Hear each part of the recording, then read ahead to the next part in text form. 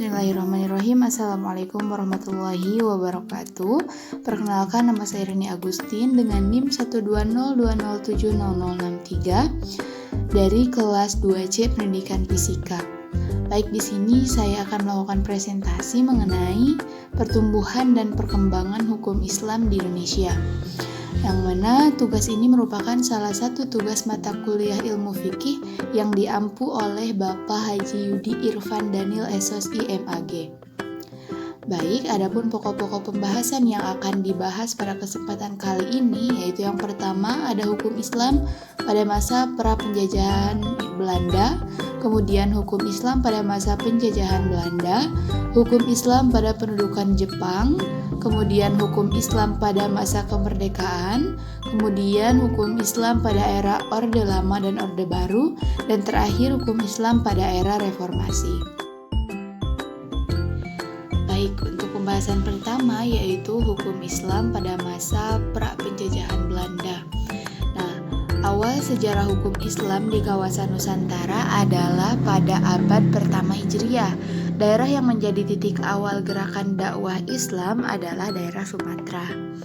Secara perlahan, gerakan dakwah itu membentuk masyarakat Islam pertama di Perlak Aceh Timur.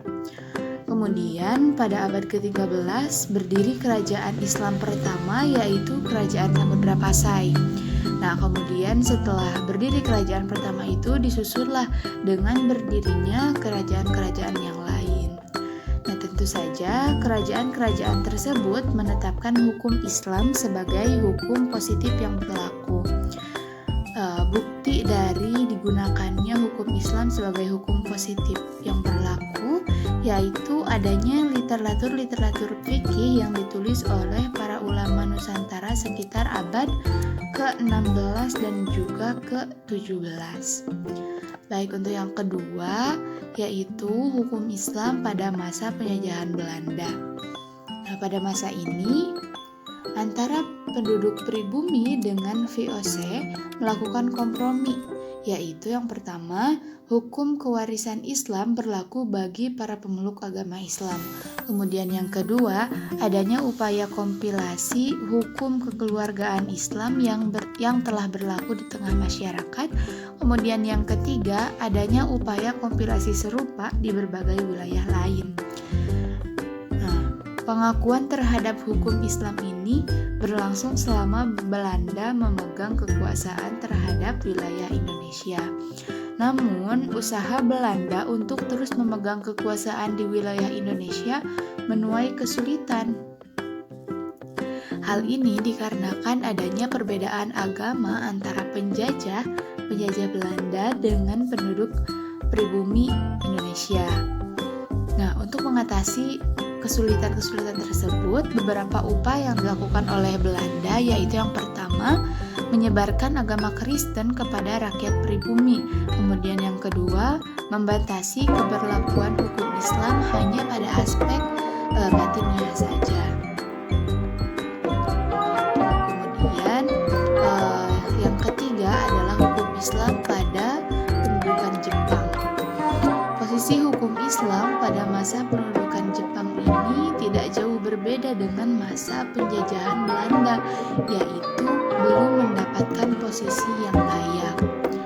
Nah, Abi Kusno menyatakan bahwa kebijakan pemerintah Belanda telah memperlemah posisi Islam. Ketika pasukan Jepang datang, mereka menyadari bahwa kekuatan Islam merupakan sesuatu yang dapat dimanfaatkan. Jadi, dibanding dengan masa penjajahan Belanda, meskipun sama-sama belum mendapatkan posisi yang layak, tapi pada masa Jepang ini kedudukan Islam khususnya sedikit lebih dipandang oleh Jepang. Kemudian untuk yang keempat yaitu hukum Islam pada masa kemerdekaan. Nah, seiring dengan semakin lemahnya strategi Jepang dalam memenangkan perang yang kemudian membuat mereka membuka lebar jalan untuk kemerdekaan Indonesia, Jepang mulai mengubah arah kebijakannya. mereka mulai memberikan dukungan kepada tokoh nasionalis Indonesia. Jadi tidak heran beberapa komite negara diserahkan kepada kubu nasionalis.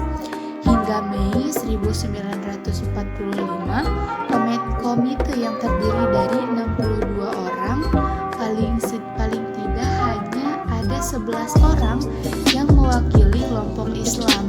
Atas dasar itulah, pada periode ini, status hukum Islam masih samar-samar. Jadi, pada masa kemerdekaan juga, hukum Islam ini belum mendapatkan posisi yang layak gitu di Indonesia. Jadi, hukum Islam masih samar-samar. Kemudian, ada hukum Islam pada Orde Lama dan juga Orde Baru. Yang pertama, pada Orde Lama. Orde Lama ini bisa dikatakan eranya kaum nasionalis dan juga komunis. Sementara kaum muslim harus sedikit merunut dalam memperjuangkan cita-citanya. Salah satu partai yang mewakili aspirasi Islam kala itu adalah Partai Masyumi, yang kemudian Partai Masyumi ini dibubarkan oleh Soekarno pada tanggal 15 Agustus 1960. Sementara NU bersamaan dengan PKI dan juga PNI kemudian menyusun komposisi DPR gotong royong yang berjiwa nasakom. Berdasarkan hal tersebut, terbentuklah MPRS yang kemudian menghasilkan dua ketetapan. Salah satunya adalah tentang upaya unifikasi hukum yang harus memperhatikan kenyataan umum yang hidup di Indonesia. Meskipun hukum Islam adalah salah satu kenyataan umum yang selama ini hidup di Indonesia, dan atas dasar itu, TAP MPRS tersebut membuka peluang untuk memposisikan hukum Islam sebagaimana mestinya. Namun lagi-lagi, ketidakjelasan perhatian itu membuat hal ini semakin buruk. Jadi, peran hukum Islam pada era ini kembali tidak mendapatkan tempat yang semestinya. Nah, kemudian pada era Orde Baru. Pada era Orde Baru ini, banyak tokoh Islam yang menaruh harapan. Meskipun kedudukan hukum Islam tidak begitu tegas di masa awal Orde ini, namun upaya untuk mempertegasnya tetap terus dilaksanakan. Hasil dari berbagai upaya yang telah dilakukan adalah lahirlah Undang-Undang Nomor 14 Tahun 1970 yang mengakui pengadilan agama sebagai salah satu badan peradilan yang berinduk pada Mahkamah Agung. Dengan undang-undang ini, secara sendirinya hukum Islam telah berlaku secara langsung sebagai hukum yang berdiri sendiri. Nah, berarti pada era Orde Baru ini, hukum Islam mulai dipandang, hukum Islam mulai digunakan. Nah, kemudian yang terakhir pembahasan kita adalah hukum Islam pada era reformasi. Nah, pada era ini hukum Islam sudah menempati posisinya sedikit demi sedikit. Lahirnya ketetapan